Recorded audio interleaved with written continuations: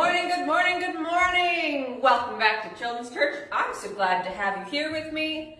And all this month we're talking about teaching and discipleship. So obviously we have to talk about Paul some. He had not more disciples than Jesus, but the Bible spends a little more time on them because Paul was the one writing a lot of letters.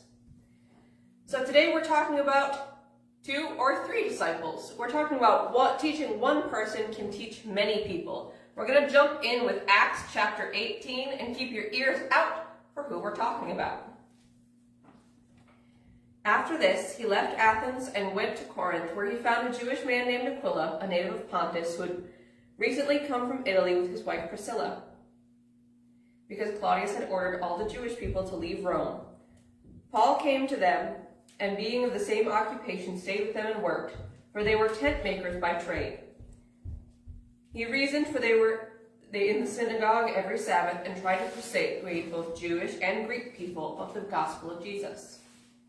When Silas and Timothy came down from Macedonia, Paul was occupied with preaching the message and solemnly testified that Jesus was the Messiah. When they resisted and blasphemed, he shook his robe and told them, "Your blood is on your own heads. I am innocent. From now on I will go to the Gentiles." So he left there and went to the house of a man named Titus Justus, a worshiper of God, whose house was next door to the synagogue. Crispus, the leader of the synagogue, believed in the Lord, along with his whole household. Many of the Corinthians, when they heard, believed and were baptized.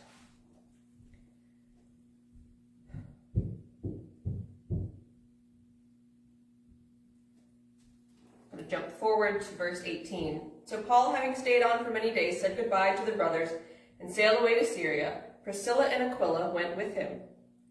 He shaved his head at Cenchreae, maybe, because he had taken a vow. When they reached Ephesus, he left them there, but he himself entered the synagogue and engaged in discussion. And though they asked him to stay for longer, he declined and said goodbye. Now that chapter has a lot about Paul in it, but it only mentions Aquila and Priscilla. What we know about them is they were tent makers and disciples of Paul. They learned about Jesus from him, and they supported him in the ministry. And when Paul left, Priscilla and Aquila turned and took what Paul taught them, and they taught a man named Apollos, who also traveled around later with Paul. So see, teaching Aquila and Priscilla, who became important at the church in Corinth and in Ephesus, went and taught someone else, and they taught someone else, and someone else. It's the longest game of telephone you've ever heard of. I don't know if people play that game anymore. That might have been a bad example.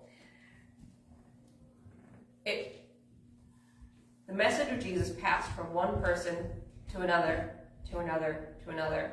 So teaching one person teaches many. When Jesus changed Paul's life on the road, by proxy, he changed hundreds of people, thousands down the years and years that have gone by, who are still touched by Paul's writings.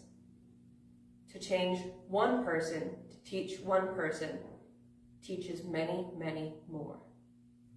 That's what I wanted you guys to remember for this week. Remember Aquila and Priscilla, the tent makers and disciples. And remember that when you learn and you teach, it touches everyone around you. Have a wonderful week, and I'll see you next week. Bye.